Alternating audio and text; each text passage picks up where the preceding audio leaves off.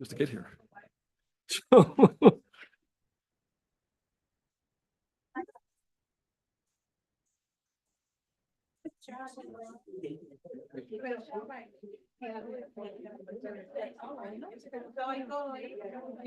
How you doing, buddy?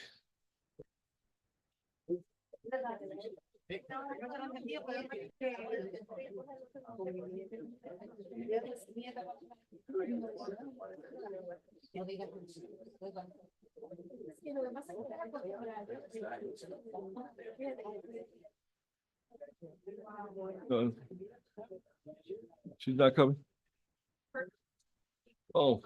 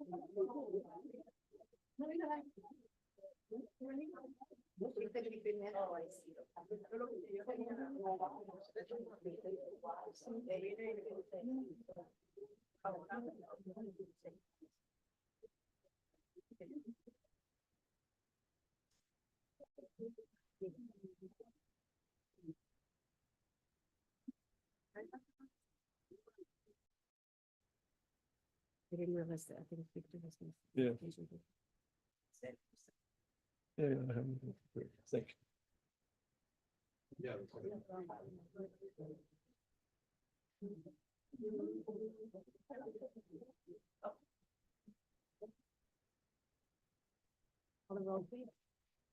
Call the roll, please. Mayor Mitchell, Here. Vice Mayor Vasquez, Here. Councilman Santeen, Here. Councilwoman Bravo, Here. Councilman Fahet. Here. There is a quorum present. Thank you. Please rise if you are able to for the invocation by Councilman Santeen.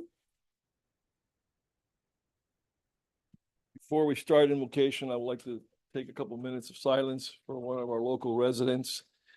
Someone that served on the Economic Task Force with me and I've befriended, Mark Thorbridge. He was the president of the Chamber of Commerce at Coral Gables and affectionately called Mr. Coral Gables. But although Gables was his first love, definitely Miami Springs was his second. And as much as he was hoping that after the centennial to be able to help us with our centennial celebration, unfortunately, he passed away. And I just want to, deepest condolences to him and his family and all his friends, and God bless him.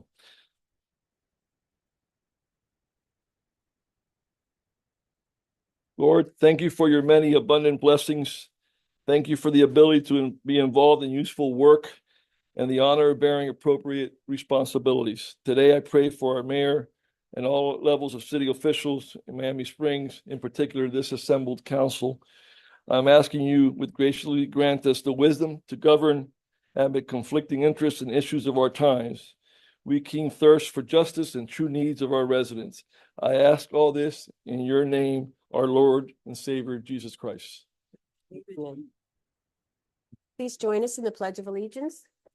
I pledge allegiance to the flag of the United States of America and to the republic for which it stands, one nation, under God, indivisible, with liberty and justice for all.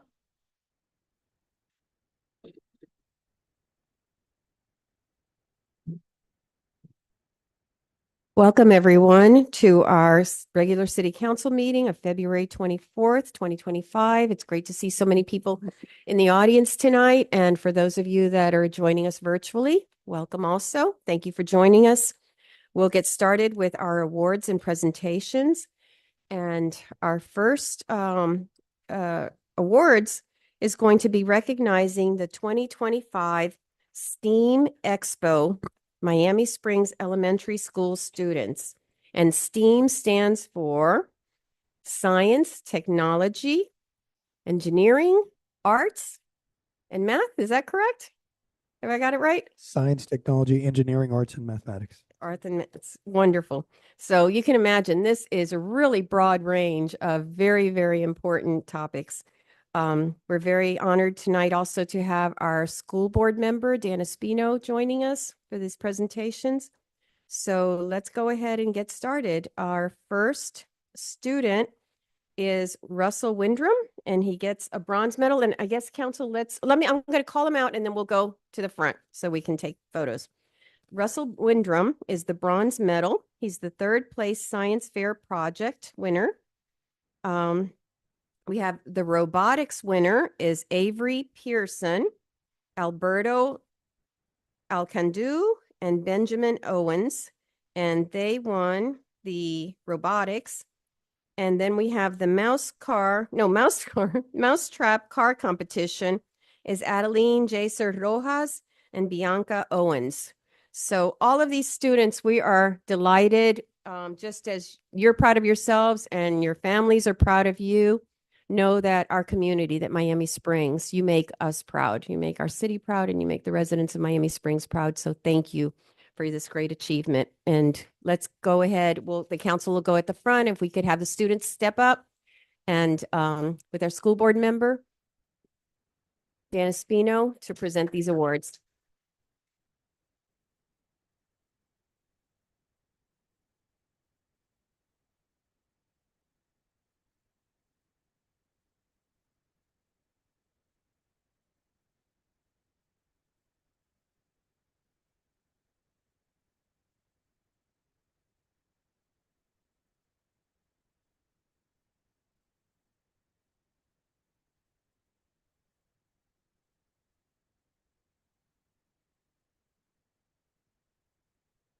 Roberto,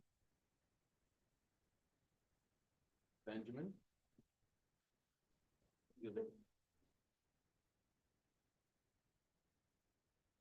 Adeline,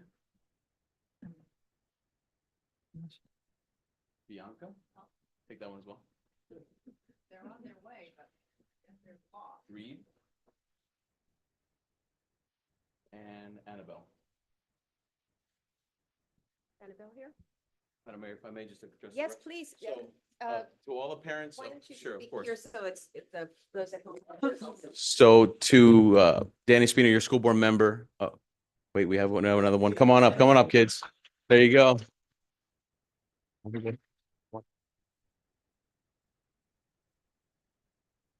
Let me give a little bit of color to the situation. So the STEAM Expo is one of the largest events that Miami-Dade County Public Schools does.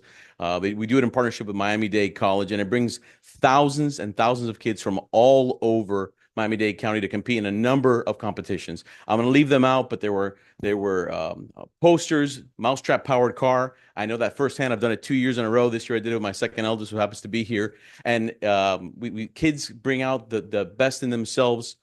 In their teammates, in their schools, the amount of school pride that comes as a result of it. And some schools have taken their STEAM designation to a whole other level. The other thing I will say is that it is not possible without the teachers. Mary Lou, thank you so much for Miami Springs Elementary for being here and for being such a stalwart of STEAM. Round of applause. And it would not be possible without the parents, right, kids? Without the parents. All I can tell you is that these STEAM, I remember last year when my eldest did it, he says to me, Dad, I want to do a mousetrap powered car. I'm like, sounds good, buddy. When are you going to do it? Oh, it's after school from 4 to 5. And I said, okay, that sounds great. And then after I signed off on it and said, okay, little did I know that I had to be there as well for about 14 weeks. So, but it's great. It's a great opportunity for the parents to come together with the school, get hands-on with the kids, and really apply what they learn, whether it's robotics, which is obviously a burgeoning field in the future of some of you might be in, or a mousetrap powered car to understand the laws of physics, or just the art poster where you're applying the theme of the competition to what you do on a daily basis. It's a fantastic thing. Thank you guys for being shining examples of what Miami Springs has to offer. And I look forward to seeing what most of you are going to do in the future, unless you're graduating in 5th grade. Then, that you move on to bigger and better things. So, and thank you to the City Council for recognizing these amazing students. God bless you all.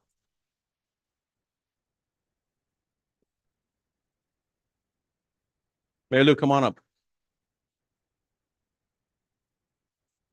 Come on up too.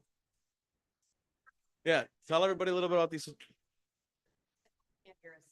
Okay, so hi. Well, I didn't expect to say anything. My name is Mrs. Mendiola. I am the STEAM liaison for the school here at Miami Springs Elementary. I'm in charge of like organizing all of the events at the school. And Miss Lopez, who really deserves the praise, is the robotics coach. They got third place, and I can just say that these kids work after school. She comes in on Saturdays. They work on Saturdays. And they definitely earned that third place at the STEAM Expo. So thank you.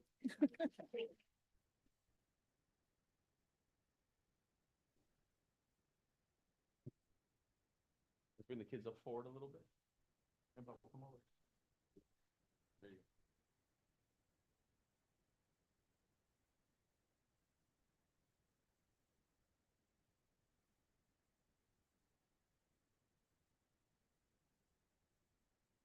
All right, on the count of three, say STEAM. 1, 2, 3. Good job, everybody.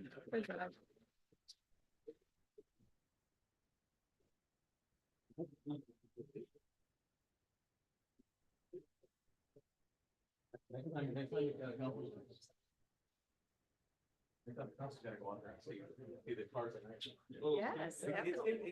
Oh, let's stand here because we have the artist of the month. So, council, thank you.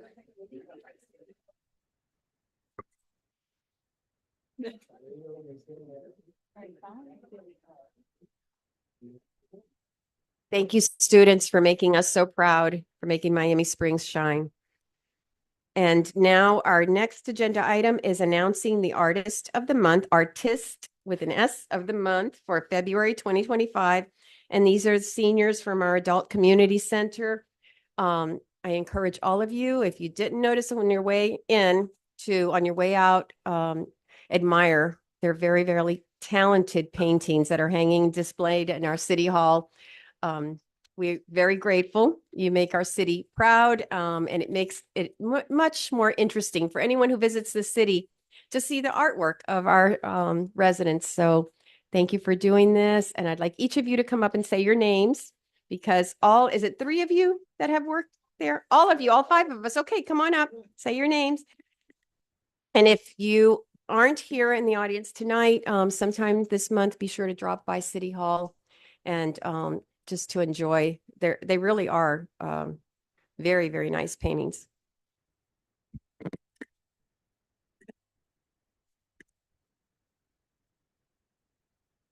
Muchas gracias.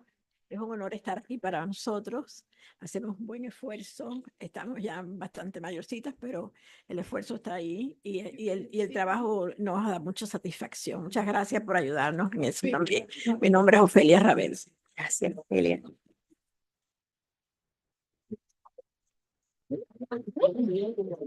My name is Olga de la Chiesa. I've been a resident in Miami Springs for 25 years, and I'm still learning to paint, but it's a pleasure and it makes me proud. Thank you.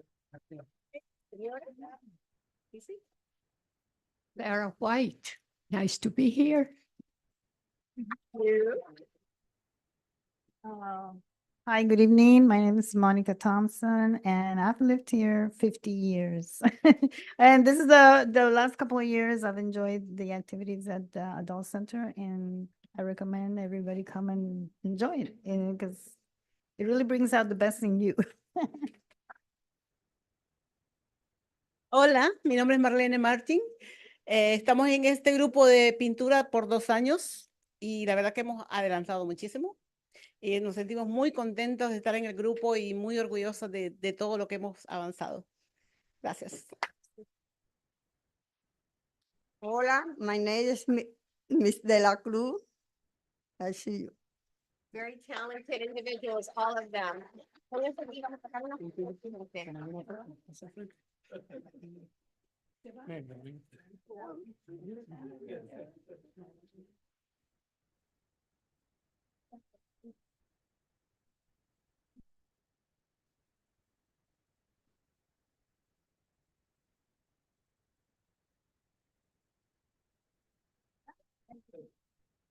Very, very talented ladies. Amazing. So please admire their work on your way out.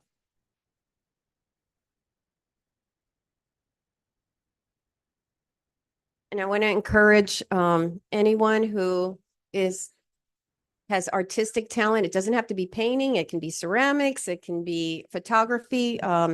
We have Artist of the Month display every month in our city hall. It beautifies our city hall. It makes it colorful and exciting for not just the employees, but the visitors. So if you would like to display, please reach out to our public information officer, Shannon, and she'll arrange a month for you to display your work. And we're always very appreciative of all the talented residents in Miami Springs. So thank you.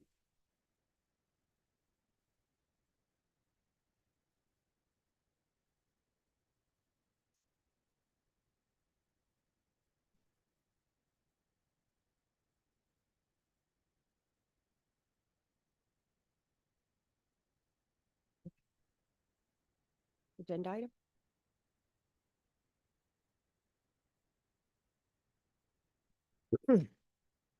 Okay.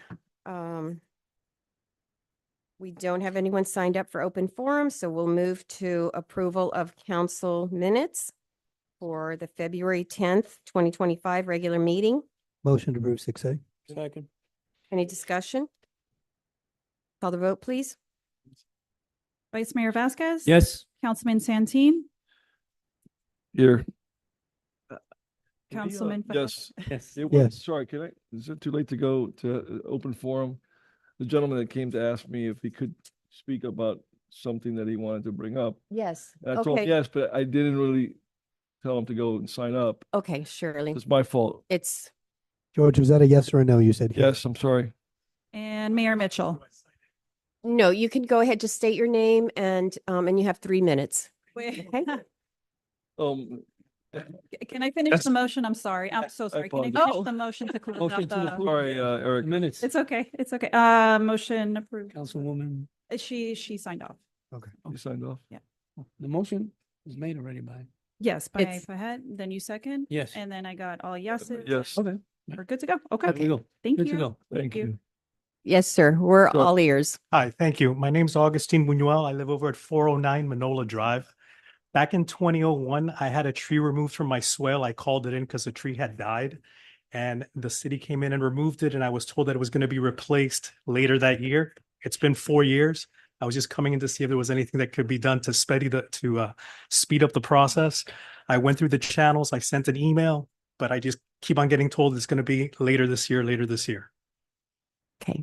Thank you. We don't respond at open forum, No. but afterwards, after the meeting, you can reach out to our city manager or assistant city manager Mhm. and they can assist you or later in the week. Okay. Or any of us individually. Thank you. All right. Thank you. Mayor, I understand there's another person that would like to speak. In open forum? I'm sorry, I came in late and didn't get signed in time. All right. It's probably something you handled on, it's regarding the recreational vehicles. Okay. Would you like to speak we have several people signed up to speak during that Oh, agenda sure. item? Yes. of So let course. me go ahead May even and cover the question. go ahead and sign in here and okay. And normally I want to remind everyone to speak at public forum or on an agenda item. You need to be here just a few minutes before 7 and sign up to speak. Surely.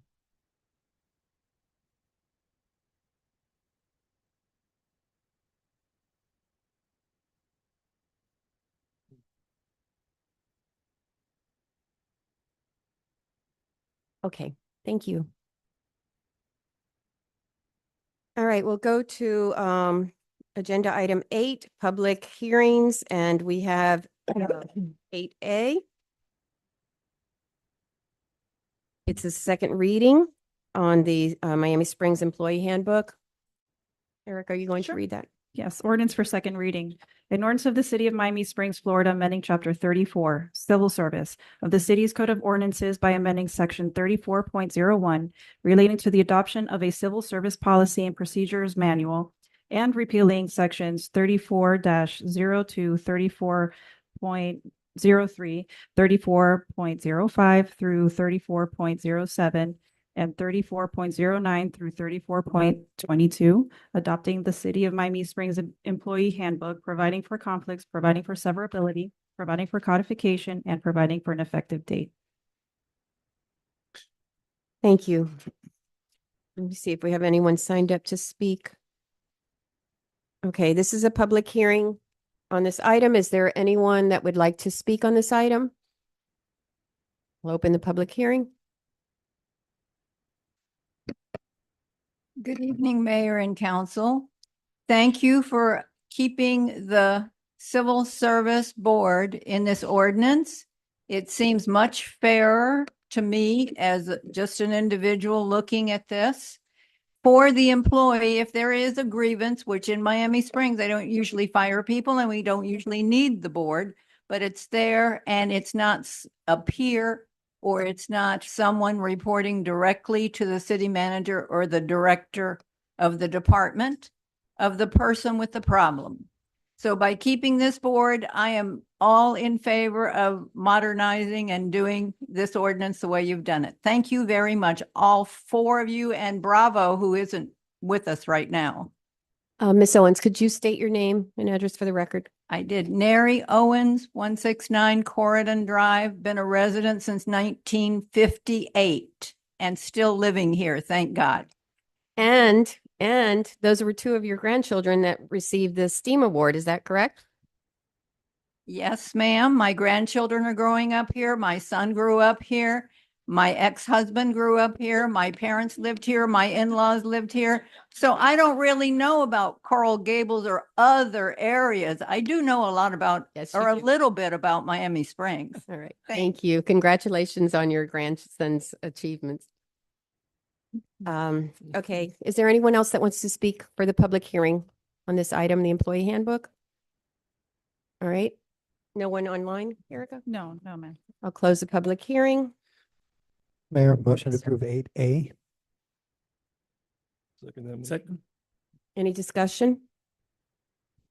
I just want to thank JC, our city manager, for bringing this up, deciding that we needed to formalize our employee procedures and employee handbook, and for all the work. I know that Tammy, our assistant city manager, worked very, very hard with the committee to compile this. So to you and all the staff that worked on this, thank you. Very appreciative of this. Call the vote, please. Vice Mayor Vasquez? Yes. Councilman Santeen? Yes. Councilman Fahet? Yes. Mayor Mitchell? Yes, The motion carries. thank you. We move on to agenda item 8B. It's a second reading pertaining to zoning on recreation vehicles. This is an ordinance of the City of Miami Springs, Florida, amending Chapter 150 zoning code of the city's code of ordinances by amending Section 150-017 recreational vehicles to provide comprehensive amendments related to permitted parking and storage areas, setbacks, maintenance, use, and quantity of recreational vehicles, which include but are not limited to boats, campers, and motor coaches, repealing Section 91-02. Parking or storing on public property, amending Section 101-01 Supplemental Code Enforcement Citation System to amend the schedule of civil infractions and of civil penalties related to violations pertaining to recreational vehicles, providing for conflicts, providing for severability, providing for codification, and providing for an effective date. Thank you, Erica. All right, I'll open the public hearing on this, and we have people signed up to speak for the agenda items. You'll have 3 minutes each. Please be respectful. If the 3 minutes, if this timer goes off, please just say thank you and sit down and allow the next person to come up. And also, I want to make sure you understand that this is one-way communication. We're all ears. You have all of the council members listening to you. We don't respond. We're listening to you, to your comments. And then afterwards, we'll have our discussion, okay, when we close the public hearing. So let me call the first person on here is Hector. I can't read the last name. Badias. Okay. Hi, Hector Vidia, 550 Plover. I'm sorry, what was your address? 550 Plover Avenue. And I'm here to request that we defer this item and whole day workshop. I think that when we engage the community here, I think there's alternatives you may have not considered, better alternatives.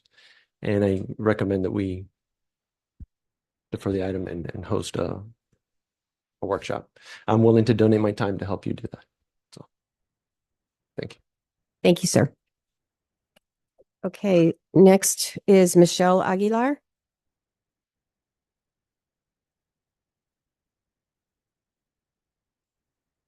Good evening. We are Michelle Aguilar and Rolando Gonzalez of 351 Plover Avenue. We, along with many other residents, continue to stand against the proposed changes to the recreational vehicle ordinance for several reasons. As we previously mentioned, the current ordinance is already clear enough in addressing RVs being used as living quarters and allows code enforcement officers to take action against violators. The majority of RV owners in our city take great care in abiding by all rules and regulations. We have all made significant investments in both our homes and our vehicles and have done so with the full understanding of the city's existing ordinances.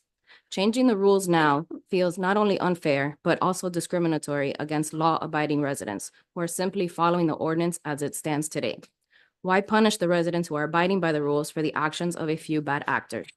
The council's focus should be on strengthening enforcement for those violating the existing code instead of burdening the entire community with unnecessary and sweeping restrictions. Additionally, we don't believe that the use of RVs as living quarters is a widespread problem in the city. In fact, at the last meeting, only one resident expressed support for the proposed ordinance, while many others voiced opposition. If this were truly a significant issue, we would expect many more residents to come forward in favor of the changes. While we completely understand the council's concern about RVs being used as living quarters, we believe the proposed ordinance changes are too broad and unfairly target responsible homeowners who are in full compliance with the current rules. Instead of imposing unnecessary restrictions that affect everyone, we urge the council to focus on properly enforcing the existing code, addressing specific violations, and applying appropriate penalties to those in violation. I just wanted to say also that I sent an email to all of you. And there is a petition that another resident started, and it's up to 127 people against the changes. So I just wanted to put that out there, that it's all in your inboxes. Thank you. All right. Neil Spangler is next. Welcome.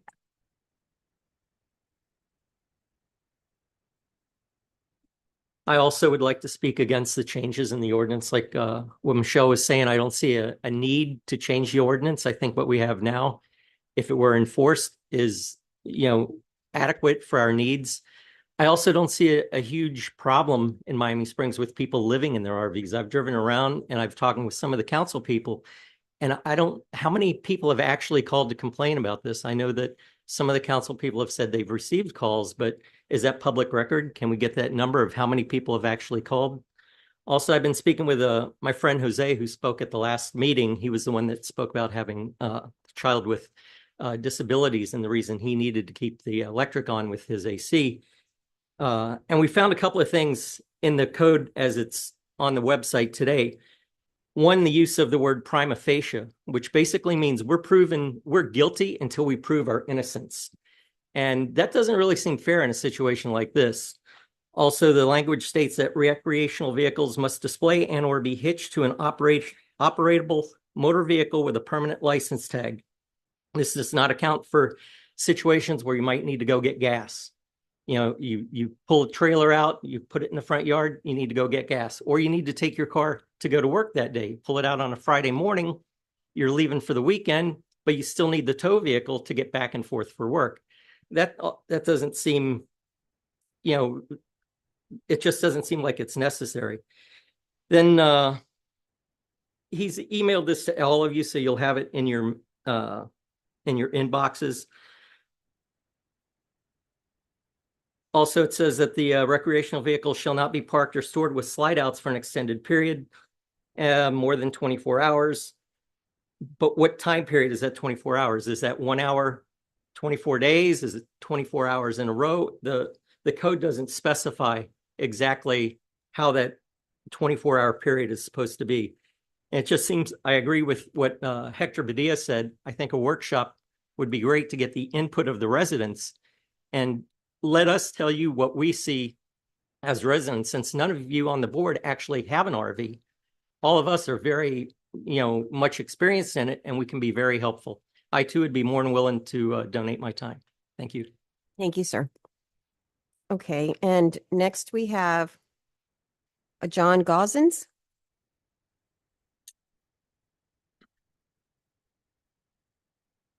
My name is John Gosens, 1151 Nightingale Avenue.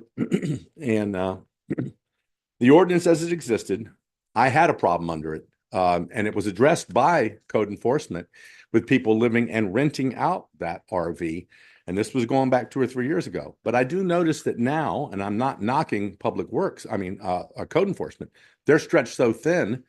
We all know that they can't be there for everything. And that's certainly true with the fact that everybody's got 5 cars parked on their grass in the yard, which is an ordinance that's been in there since this city was existed, parked across the sidewalks, things like that. They can't be everywhere and do everything.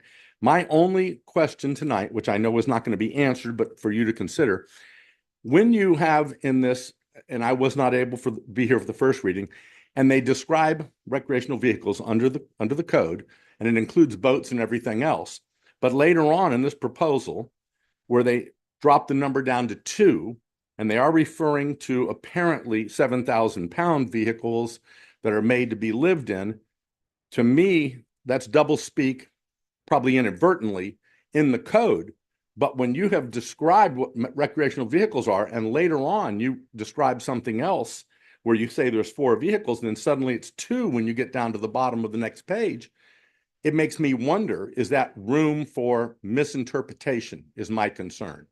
The trying to smarten up this ordinance, to me, does not bother me a bit. I see the fines increase and things like that. And I do think if you've been across, and I don't like to point this out, if you've been across the river, we know the problems in people living in motorhomes in Hialeah. It's pretty common in East Hialeah. And we certainly want to nip it in the bud here before it gets further along, if it would. I thank you for your attention and your consideration on it. Thank you, sir. Okay. That closes the public hearing.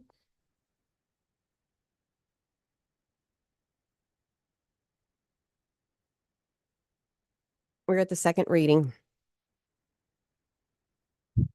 Mayor? Yes, sir. Okay, so I think Heidi, is there any way that you can review where we are after the last 4-1 vote from last meeting, just so that we can, because I know we debated it. So and before you get to that, so there was a discussion about this at first reading, then there was a local planning agency meeting that went into the hours of the council meeting, and there was a lot of vigorous discussion.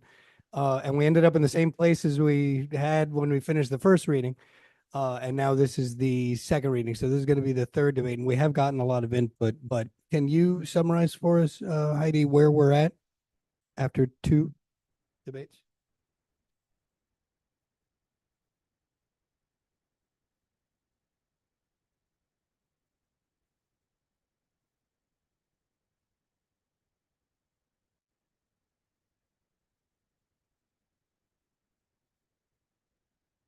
So the ordinance that you have for this evening incorporates revisions that were requested at the first reading, which I think was held just over a month ago, as well as those discussions that you had at the last meeting.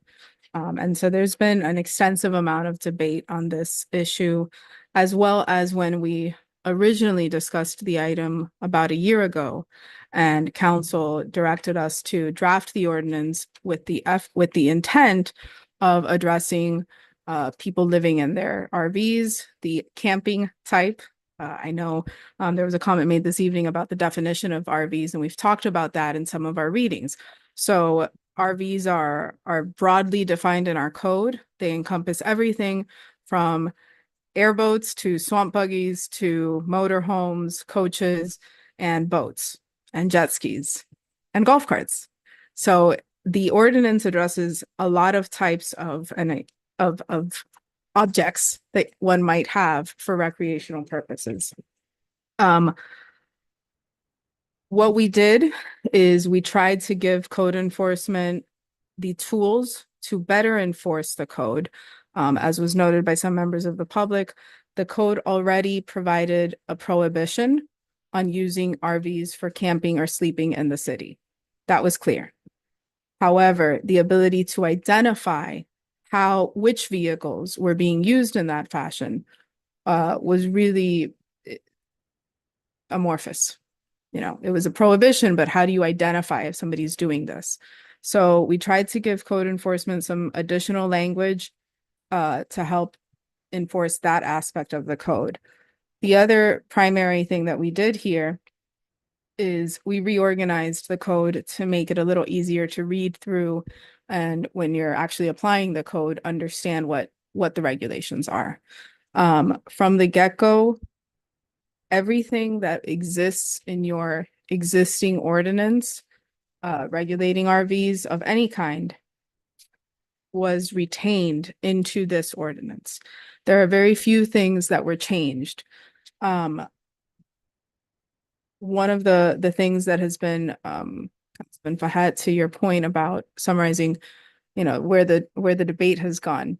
One of the things that I think has been a major point has been the quantity of recreational vehicles that one can have on a property. Of the camping variety. Well, overall, and then the detail of the camping type. So your code currently has a limit, and we retained that limit. And that's why you have in that section, and just to be clear what I'm referring to,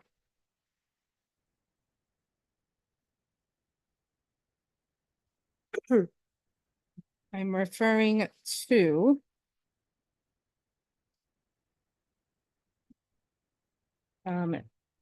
section, it's subsection C1 at line 255 of the ordinance. We provided that up to 4 recreational vehicles may be parked or stored on a property. What was it before?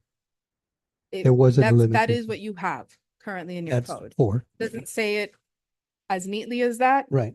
You got to read a few different things together to get there, but you have that limit. And that's overall recreational. Overall. vehicles. Overall, whether it's a combination of boats, swamp buggies, airboats, and golf carts, that's the overall quantity limit. What this ordinance introduced was the concept, and it was a concept that Councilwoman Bravo brought to our attention. She requested that we limit the recreational vehicles that are of a camping type, of motorhomes, coaches, the things that you can actually sleep in and go to a campsite. So her proposal was initially that only one of those be allowed on a property. Because your code doesn't have currently a restriction on that. So at first reading, the proposal was to have one of those, and through debate at the first reading, and then it stayed the same at the LPA hearing at the last council meeting, it increased to 2. So you can have 4 overall of any kind, any combination, but there's a limit that you can only have 2 motorhomes, campers, the types of RVs that you can sleep in. So if you want to have 4 boats and you can make it fit, that's okay. But you can't have 4 RVs, 4 motorhomes, 4 Right. coaches. Right.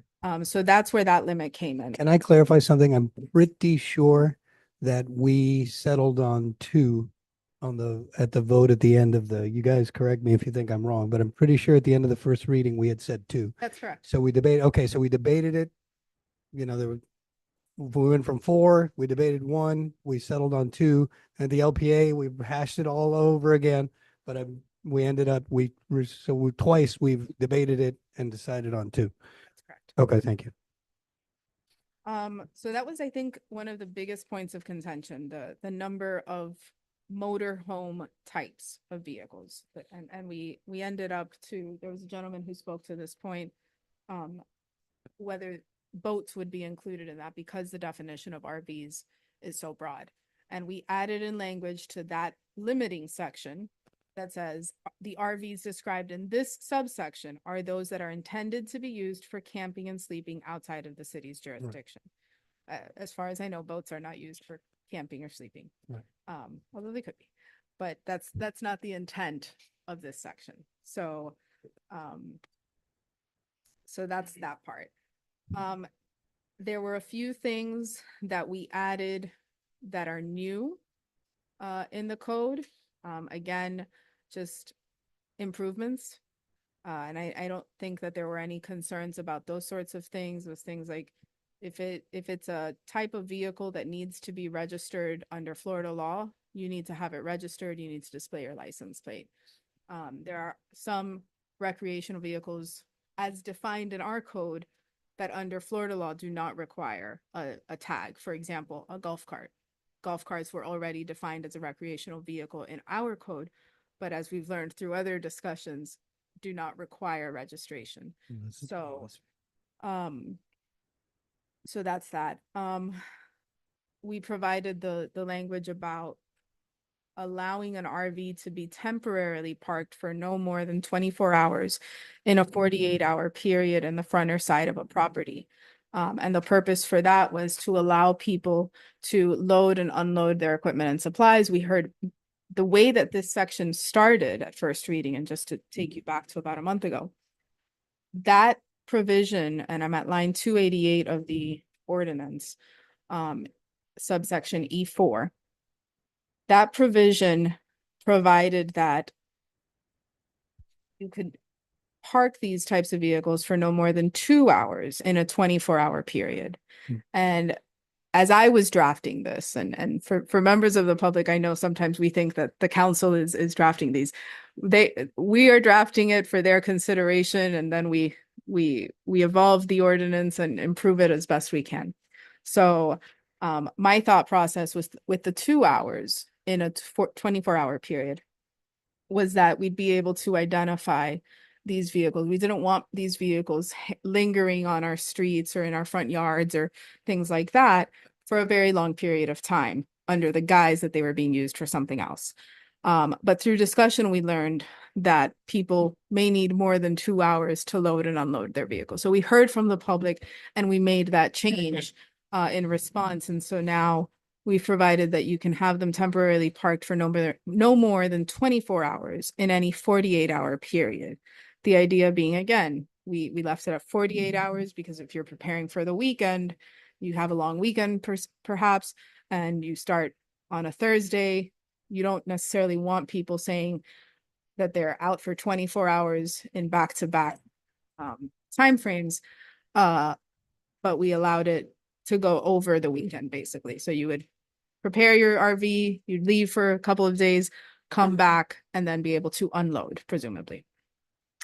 At the last hearing, we also, in response to the Vice Mayor's request for clarification, and you'll see that change here, we clarified that the vehicles could be there for the purpose of cleaning as well. Again, we want to make sure that people can actually maintain these investments that they've spent money on. The screening requirements. Currently, your code requires RVs to be screened. What we've done here is instead of making people read 2 different code sections and figure what the requirements are, we simply said RVs have to be screened from all adjacent properties and streets in accordance with the requirements of our code section on screening. So currently, RVs have to be screened. This code section had language about the height of the hedges and different fences. We're just referring it back to the ordinance that you just recently amended. And then we extended the prohibition language at the very end of the existing ordinance. Again, you already had a prohibition on using these for sleeping or living quarters, but we provided some additional language to help code and our neighbors, right, be able to identify who's using these in violation of the code.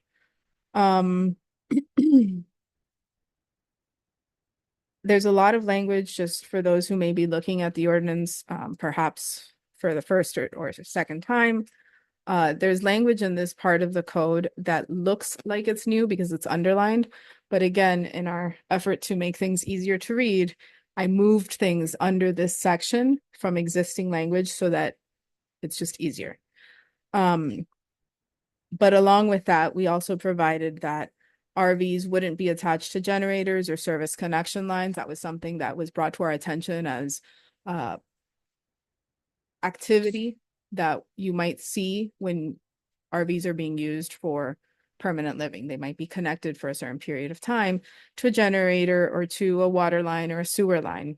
Aside from that, potentially having building code implications for not actually pulling permits to make these connections, it's also indicative of the use of living or sleeping quarters. So, And Heidi, I think we decided that there's a prohibition on the prolonged connections to water and sewer, but electrical connection is okay because of the debate about trickle chargers and correct, being able to maintain the inside of the vehicles. correct. And that the was- variety of vehicles, right? Right. Yeah.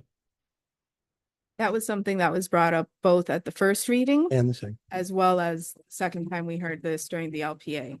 Mhm. There was a lot of feedback about being connected to electricity in order to maintain, whether it's a boat or or a motor home or a coach. People identified that they needed these things connected to electrical service so that you can maintain AC, make sure your leather isn't going bad, etc. So we struck that as a prohibition. And so it just can't be attached to generators or service connection lines such as water and sewer. Can I ask a question? Yes. Is it, so one of the people who spoke in open forum said that in that 24-hour period that you're allowed to have it temporarily parked in the front, does it say in there that it has to be attached to the tow vehicle at all times? Because that was mentioned, and that's not something I had heard mentioned before, and that's kind of a hardship when you're, you pull out a boat and have to go get ice, and I mean, when you're getting that's just a boat, right? But when you're getting it ready, it's not always feasible to have it attached to the tow vehicle at all times. Trust me, we want to keep it attached because it keeps it from getting stolen when you have it out there overnight, but sometimes you have to kind of leave it without the tow vehicle attached. That just makes sense. I'm trying to find it in here. We do have a requirement that it needs to be stored on a trailer.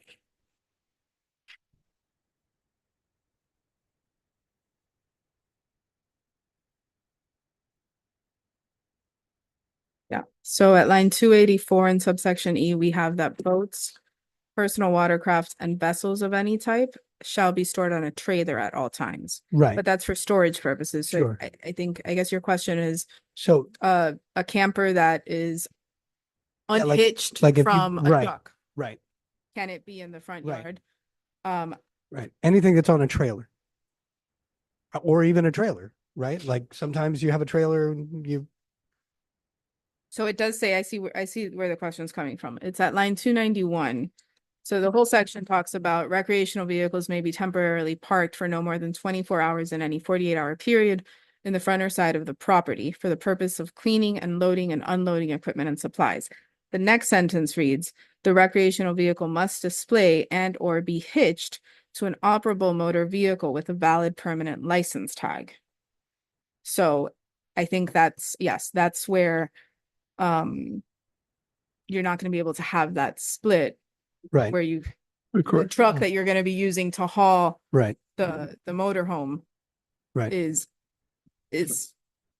possibly Yeah, it's I get it. supposed to be hitched. I would just suggest to the council that when you're preparing your recreational vehicle, it's so sometimes not feasible to have it hitched. I mean, you're given a 24-hour grace period to go. If you go over that, then you're in violation. But I feel like there's going to be times where it's not going to be hitched to the tow vehicle.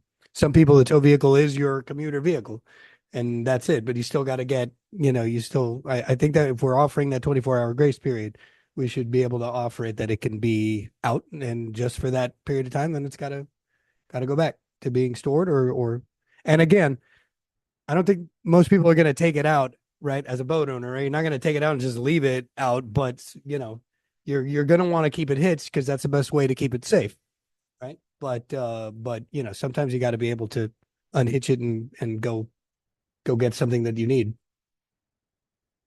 Okay. as you prepare your recreational vehicle. So I would suggest that we reconsider that aspect of You it. can clarify that, Heidi, right? We can strike, I mean, earlier in that same section, we have the requirement that I referred to, that you can have, that it has to be attached to the RV itself has to have attached to it a current vehicle registration or license plate if it's required by Florida law. Right. So we can leave that language and that's fine. strike it from this other section. Right. If that creates an issue, that's fine. And we're still talking about the 24-hour period, Correct. Yeah. Right. whether it's hitched or not, it would still Good apply. catch. Okay. Through the chair. Yes, sir. I would agree with that. Okay. Can I just, because I'm kind of keeping score here and just to clarify, and thank you, Mayor. So people are asking, why do we have to do something? The original focus was to try to curtail the people that are using it as living quarters. They have, you know, people that come from another country, their family. Hey, you can't afford an apartment, stay there. It is happening. I can tell you that we are getting complaints. I know that you may drive around, but you know, they're trying to be sneaky about it, but we've got plenty of residents who are calling us and saying like, hey, come on, this is egregious. So things that we did, right? We increased fines. If you get caught doing that, I don't think anybody does it. These are all things that address that original thing that we wanted to address. We limited slide outs being out all the time because that's kind of an indicator. Remember, everybody, that it's hard for code enforcement to catch people because they are not allowed by state law to look over the fence. They are not allowed to use drones. And sometimes they're using it at night. So one indicator is having the slide outs out all the time, because we did hear from people that are RV owners who said that as part of maintenance, you don't have to have your slide outs out. And not all RVs for camping have slide outs, but that was just something we added. We said no sewer and water connection that are permanent like that it needs to be registered. I mean, I think that's it for addressing that. There were some things that we discussed and didn't do, setbacks in the yard and setbacks from the side. We debated like length restrictions. We ended up not doing that. And we debated the electrical connections in the back, and we learned from our residents about why those need to stay. And then there were, the way I'm, you know, keeping score here, there were 3 things that we debated that we voted on that don't really address the problem of people living in the back. They're kind of like, they're more of, as it's been described here, like kind of quality of life and like kind of curb appeal type things. Limiting the campers, the camping type recreational vehicles to 2 versus 1. That's been debated.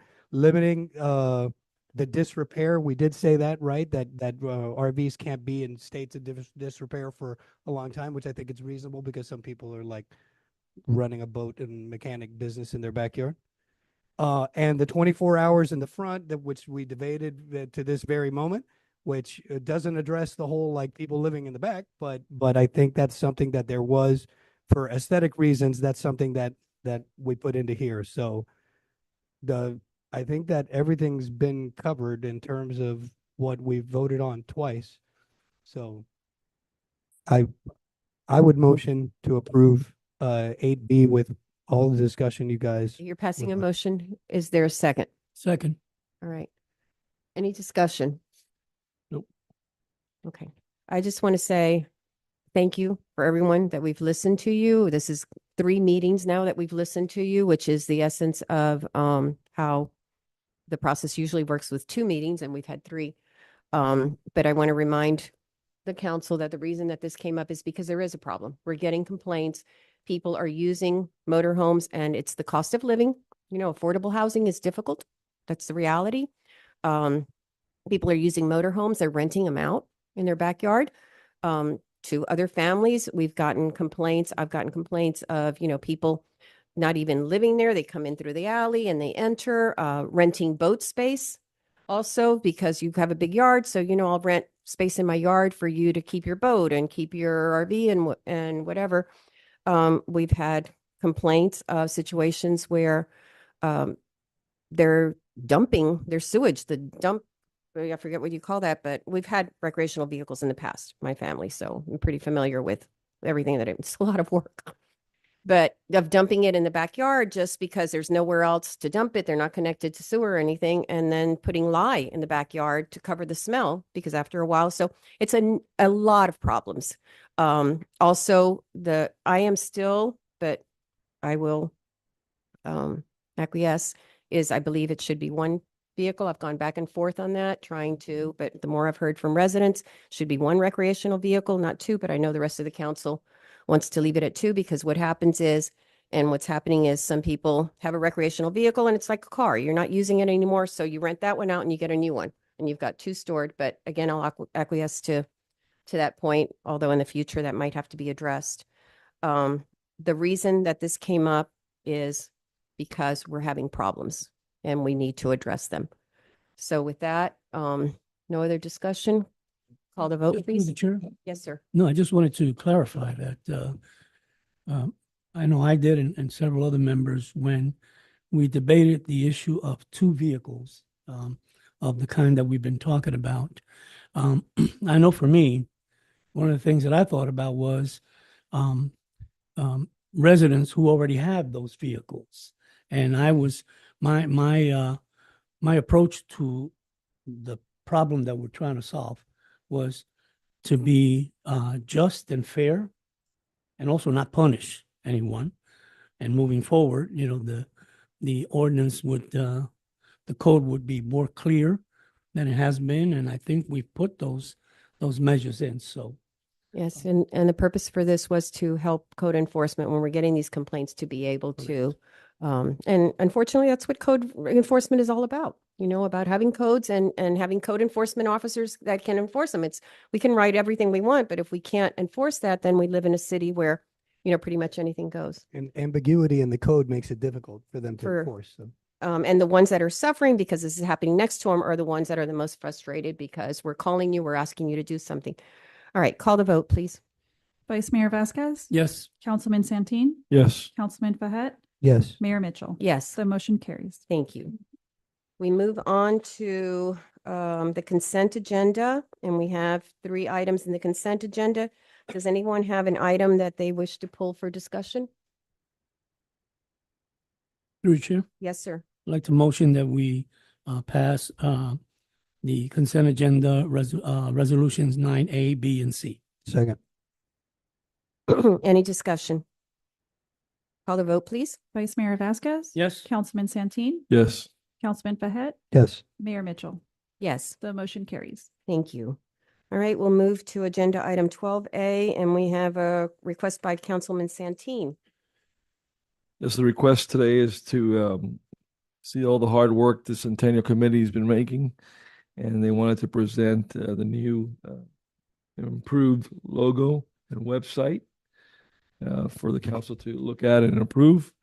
So I think Morales Gonzalez, this is one of those pleas that I had made earlier about the community getting more involved, especially all the talented people that we have in this community. And we didn't want any Monday morning quarterbacking once the Centennial happened, that we could have done better, we could have done this, and well, lucky for us, went to the plate, and you'll see her work, and you'll see how amazing it is. Hey, on a lighter note, But no less important. too serious. So my name is Noeli Gonzalez, and I'm a resident of Miami Springs. I graduated in Miami Springs Senior High. I went to art school in graphic design, and I worked at Telemundo for 10 years, for 13 as an editor, and Univision for 10 as an executive. I decided to open my own company, production, social media, content.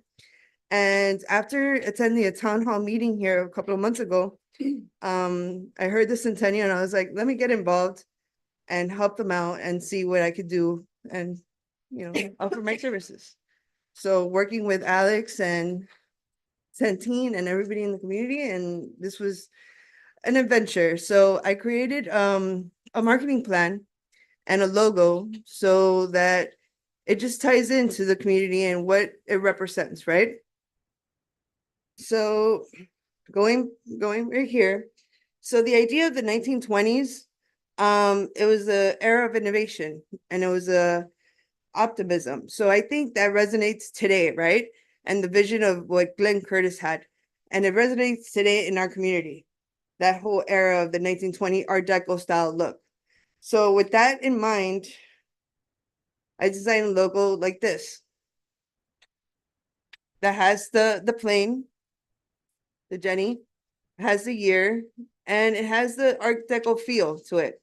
And after a couple of meetings with the Centennial Committee, we decided to add a little splash of color.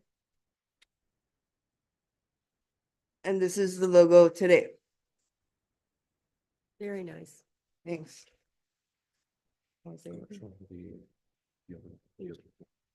And with talking to Centene and to some residents, we also created a logo using the city logo and adding the 100 Centennial on there. Which this doesn't really go with what the 1920s and what Glenn Curtis did to our community, brought to our community, but this is kind of, it was a nice touch to the city logo. Yeah. Oh, and this is what the banners will look like if we go with this logo in our city. This is just a mock-up of what it would look like, and also merchandising so that we could fundraise in our centennial and we could do other events. So these are just mock-ups of what it would look like. And this is like, if somebody wants to sponsor our committee, like a business, we could put decal stickers outside their windows saying proud sponsor of the Centennial 100. So I played around with the website, created a new website. So let me just tap in here and show you guys.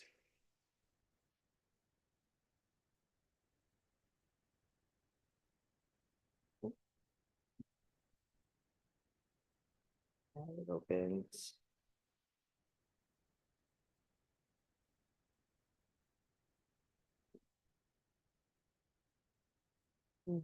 Oh, there it goes.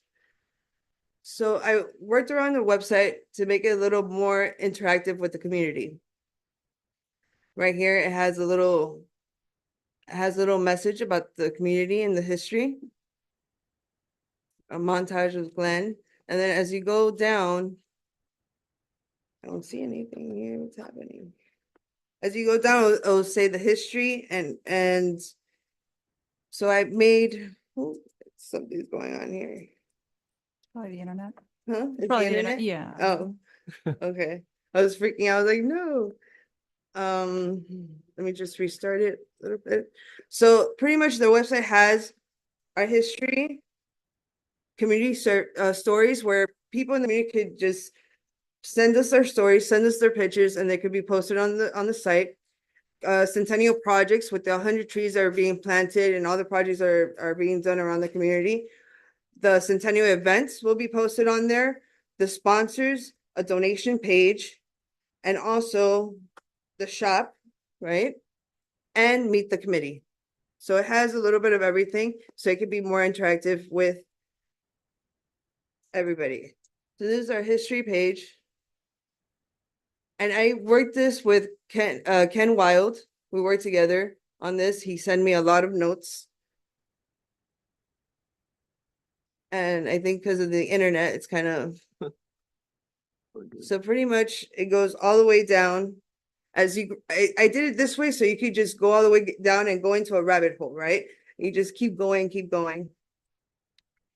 And then right here, community stories, where people could send us their stories and send us pictures. You have Centennial projects.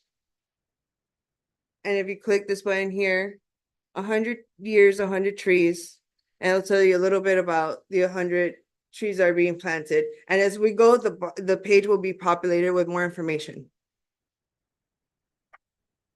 You have your events. where people could go in there and register and pay for their events. The sponsors be a part of the Centennial.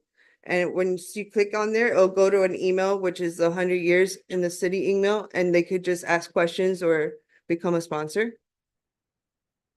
You have your donate page where people could donate to the Centennial. The shop that will be populated as well. And right now we have Meet the Committee, which we're still working on that part. And that's all. So I want to say here Well- tonight, Well, this, thank you. That's You know- really, Oh, really yeah. nice. Very nice. Impressive, yeah. Yes. Thank you. yeah, I want to say she's done a fantastic job with this, and she's done it so fast and putting all the information together that is awesome. Awesome, everything she's done. So the reason why we're showing you this tonight is because we need the council's approval on picking the seal that we need, and also approving the website so we can move forward. Because one of the things that we're missing is connecting the donation box into the website. If we can get that approval tonight, hopefully, we can move forward and start doing the promotion for the Centennial immediately. I'm also working right now with another event that we're putting together for the Centennial. We're probably going to have a food and wine festival that we're putting together, and that's almost finishing up and getting everything set up. And we also have a lot of other events that we're getting ready to activate into the website. But what's holding us down right now is getting that approval for that seal and also getting approval for the website so we can move forward. Okay, thank you. Wonderful. Well, do I need to make two motions or one motion? Is it a motion or a consensus? Consensus. What do we need? We have consensus to approve it, or? The logo. There's a logo and there's a website. Yes, I could make a motion. Let's go to ahead and make a approve the motion. logo. Mayor, just make a motion, Sir. because if I recall, Right. when this was shortly after I started, you approved the original logo. I think that was by motion, so let's do Okay, that let's do again. that. Well, I mean, motion to approve the logo. The reason, just for the quizzical look on my face, is I'd like, JC, we can talk about this after, but I think I'd like to, in addition to getting a motion to approve the logo, and it's beautiful. And the I love what website. you've done. But also to authorize the manager just to execute whatever agreements are needed so that the city can actually use your work. And we can do that agreement. So Okay. And also if there's something with the donation page, if we need to execute anything that, just to give the city manager the, the donation page, we already have it set up from the previous website. It's Okay. just a matter of linking it through PayPal. So we've done that already. Okay. It's just a matter of making it official and okay. moving everything over. So I have a motion, Councilman Yes, Vasquez. yes. Do I have a second? Second. All right. Any discussion? I just want to thank you both, your team, Amazing. Alex. I know, all of you on the Pushing committee. very hard. That's You're for sure. pushing very hard, and you've And been as fast doing as it we for a can. year. It's been a Yes. year of, and we're still, it's for Yeah. 2026 is our centennial for anyone who doesn't For know sure. this. And I know you've got so many events planned every single month of 2026. So it's really exciting. It's going to bring a lot of attention to our city, a lot of visitors to visit our restaurants and our shops, and it's Through the chair. really good thing. Yeah, I think you hit it out of the park, and I think that this is what we've been waiting for. This is the takeoff, right? This is the launching of that Ginny and all the things that are going to come from that. I'm very excited for this, and looking forward to all of the events that are going to go in place. And I like the idea you mentioned. I'm a historian, right? Full disclosure. The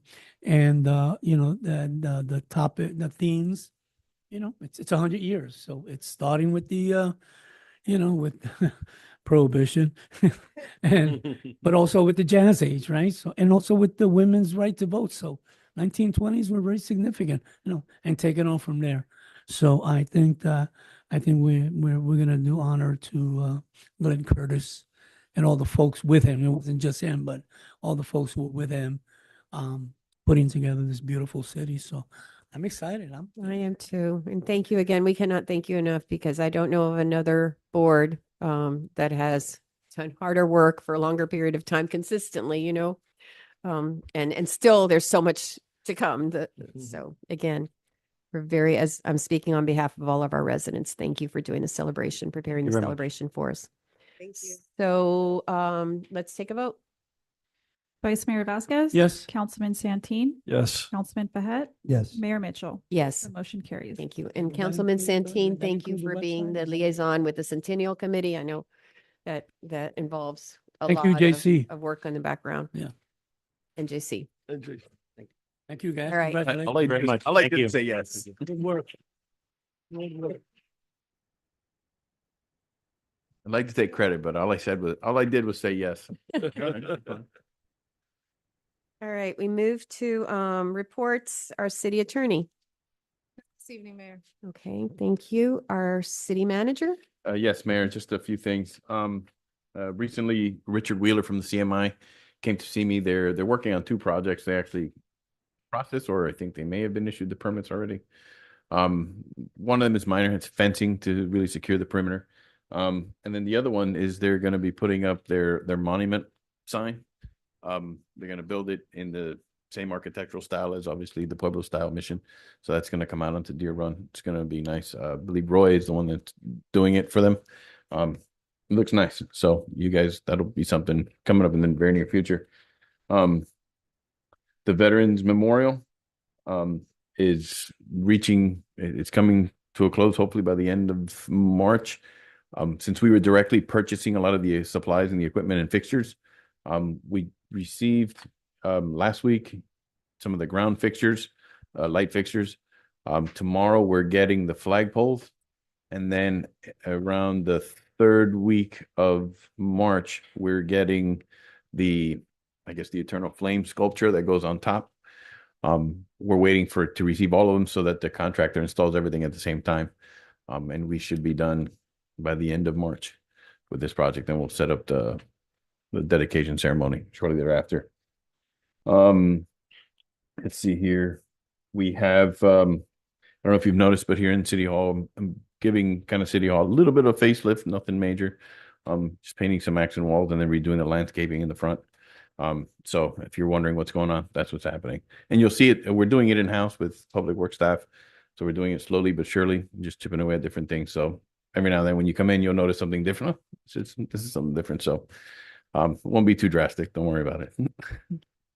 And then also our police department has commenced enforcing parking around the circle. So if you may hear some complaints, again, this is our first shot at it, right? And if we need to adjust and make maybe it's having an impact that we didn't foresee. And because I'm getting some calls and my employees, where they're going to park. Also, apparently you need more than 3 hours to be at the salon sometimes. So I heard that as well. So there may be some adjustments coming, but I'll keep you guys posted as that goes along. And just in case you guys get calls. And that's all I have, Mayor. Thank you, JC. Tammy? March 7th on a Friday at 6:30, there's the family movie night, the golf cart drive-in at the country club. And then also summer camp is beginning its registration. That's all. Mayor, if I may add one more thing. I do want to recognize the Parks and Recreation as well as our police, the CPO office. This weekend they had the daddy-daughter dance out in the country club, and the CPO office reached out to Omar and said, "Hey, can we help and participate in this event?" So they were there. They were present for the event. They were handing out flowers to the girls as they were coming in with their dad. So they made a present. They made a present, and everybody was very happy with the event. So I mean, usually it's very nice, but I think the collaboration between the police department and Parks and Rec really made it special. So I was very appreciative of that collaboration between the two. I heard a lot of good things about that. That always is a really special event. Okay, so Erica, our city clerk. Yes, I have a few reminders. The election is quickly approaching. Just a few notes on the vote by mail. So after every general election, you must re-register to vote by mail. So meaning since we just had a presidential election, it's clean slate, you need to re-register in order to receive that ballot in the mail. That occurs every 2 years. So just a reminder, I'll be working with Shannon and trying to get and assisting the county as well. They send out emails to those who were receiving them just to remind them that they need to re-register. Erica, do you know by when is the deadline to request the vote by mail? For our election is It's the 20th. March 20th. March 20th. Yes.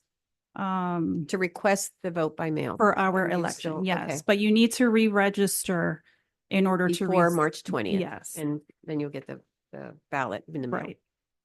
And also just a couple important dates coming up. We have early voting starting March 28th. So that'll run that Friday, which is the 28th, and the 29th, which is also a Saturday.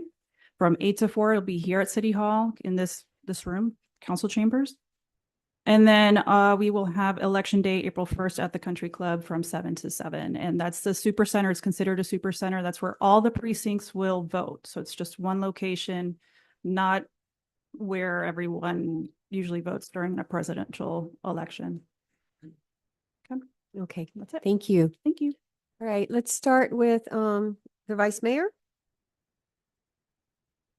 Thank you, Mayor. On the note of elections, I understand we have 7 people running. Yes, there's 3 races. So I want to congratulate all of those who chose to do this and to get qualified. I know several of you sitting here tonight. I'm excited for the city. You know, like I always say, everyone has a right to run. No one has a right to win, right?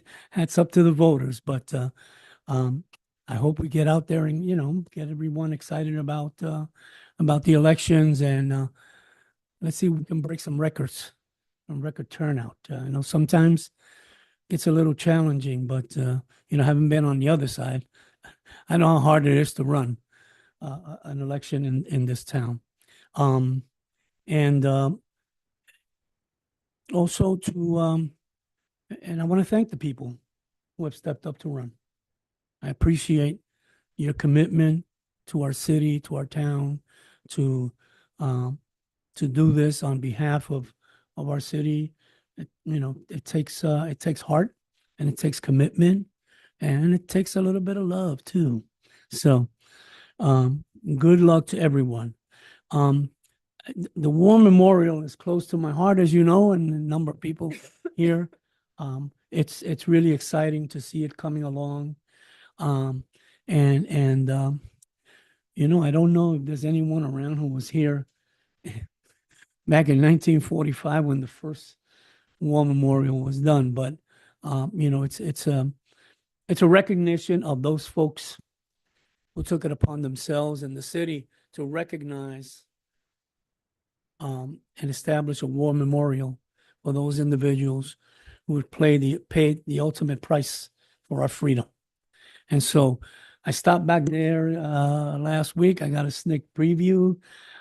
Exciting to hear all these other things that are coming along. And if you purchased a brick or a bench, you know, get in there and take a peek at it. But it's coming together at a good pace. You know, I just wish we could move it to Memorial Day. But anyway, let's get it done as the chief called one of the officers. Make it happen, right? Yeah. And get it done. I'll never forget those 2 things. I'll never look at those officers again the same way. You know, on a personal note, I just want to share, Mayor, that as you all know, I decided to not run for re-election because of some health issues. Some of it permanent, but I got some good news from my doctor today, and I think I'm turning a page here, right? I'm not out of the woods yet, but it was good news, and I thank God first and foremost, and so many of you who've been saying prayers for me. I really appreciate that moment and that time, as I do when I pray for individuals, that I want to ask the Lord. I know he tells me my list is always long, of people to recover or to move forward.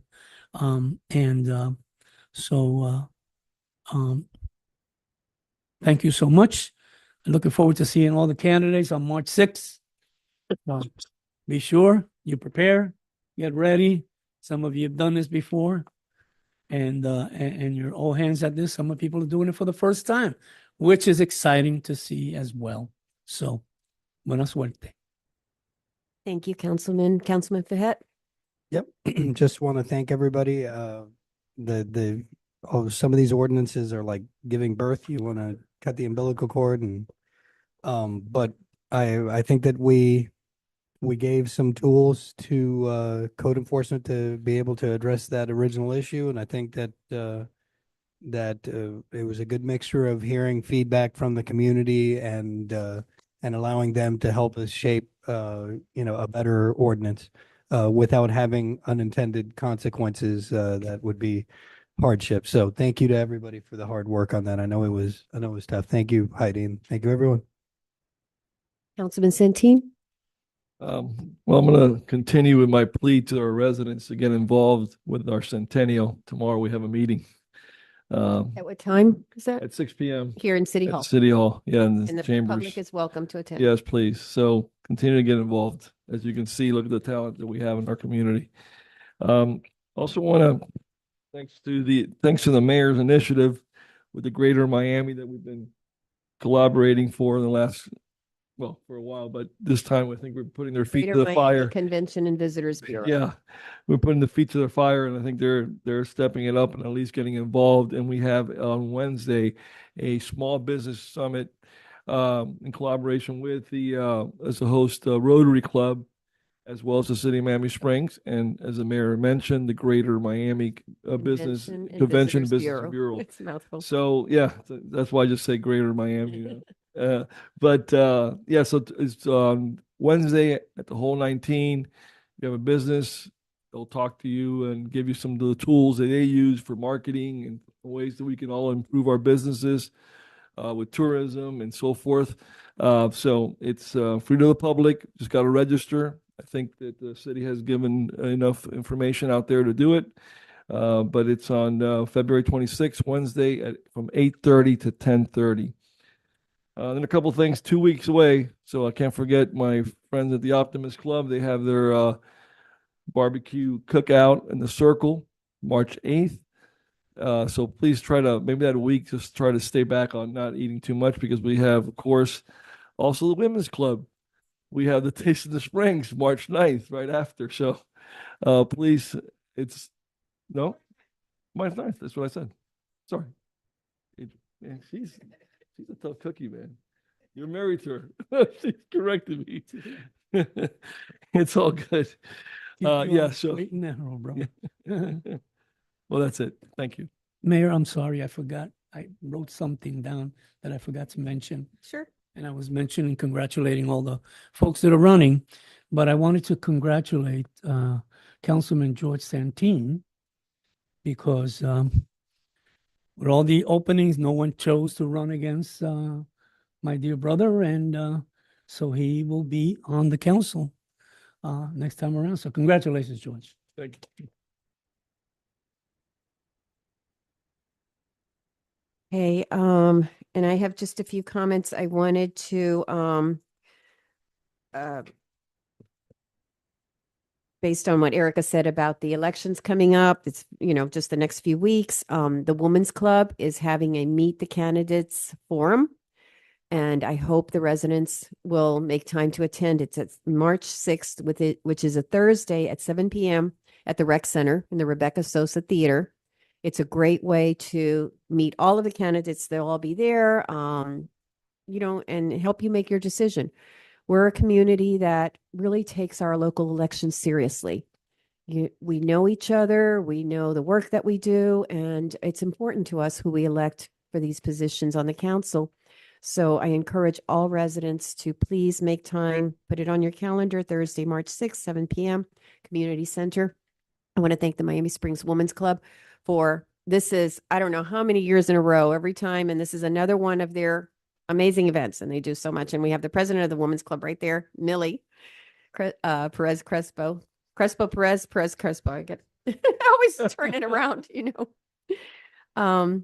But again, this is something that the Women's Club has been doing for I don't know how long, just putting together these candidates forums to allow us, the rest of the community, to get to know who's running. So I really encourage you to take advantage of that. And the Taste in the Springs that Councilman Santeen mentioned, also put on by the Women's Club, March 9th on a Sunday at the Country Club. That is a great event. You pay one small price and you get to taste all these restaurants, the very best that they have to offer. And it's just a fun afternoon. I encourage everyone, buy your tickets early because there's a limit as to how many can attend, but please do so. And it's Taste in the Springs because it's also surrounding restaurants that are participating like last year, not just the ones in the Springs, but in neighboring areas. The summit, the Small Business Summit, thank you to the Rotary Club, which we have the Rotary Club president. Here he wears two hats. It's something that we've been wanting to do for a long time. We did it twice in the past 2 or 3 years with the hotels. Had all the hotels come in and we talked to them about making a name for Miami Springs. This is a community and promoting themselves as something that is part of Miami Springs, upping our standards, making them nicer. We've got the soccer stadium being built right next to us. We're the closest community. This is a great opportunity for our community, for our businesses to expand their business base. And so we want to encourage now with the small businesses, we asked the Greater Miami Convention and Visitors Bureau to work with us and host this for our small businesses. It's called a Small Business Summit. I encourage you, if you have a small business in Miami Springs, please attend. It's this Wednesday from 8:30 to 10:30 at the Country Club. They're going to talk about how you can promote your business to visitors, and it's not just visitors from out of town, but visitors down in Coconut Grove, the same way that we go out to dinner in Coral Gables or Coconut Grove or South Miami. We should have those residents coming to visit us, to visit our community and our shops. We have a lot to offer. So I encourage everyone who has a small business in Miami Springs to attend. And then I wanted to just let everyone know on February 28th, which is this coming Friday, the city is hosting the Coastal Mayors Meeting. I, along with Mayor Nickerson and the mayor of North Bay Village, we're hosting Coastal Mayors Meeting. It's a meeting of all mayors in South Florida or coastal mayors. And every few months, we host it at a different city. So we're really happy. I'm hosting it this year at the Curtis Mansion to showcase the Curtis Mansion. And it's a great opportunity to have all of the elected officials from other cities be here and talk about common problems with, our waterways, our blueways, our canals, and the flooding and everything else that we have. So I'm really looking forward to that this Friday. So with that, I think we've covered everything. Again, a lot of activities coming up in the next few weeks. So be sure to participate, to get involved in our beloved city. This meeting is adjourned. Thank you, Mayor.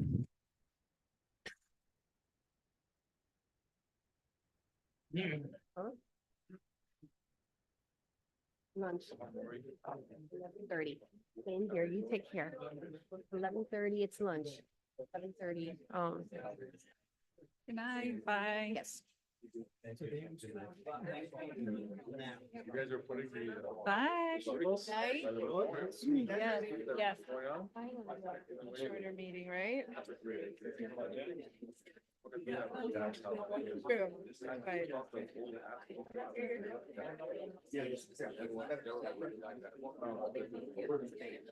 But I think Andy's getting another ear infection though.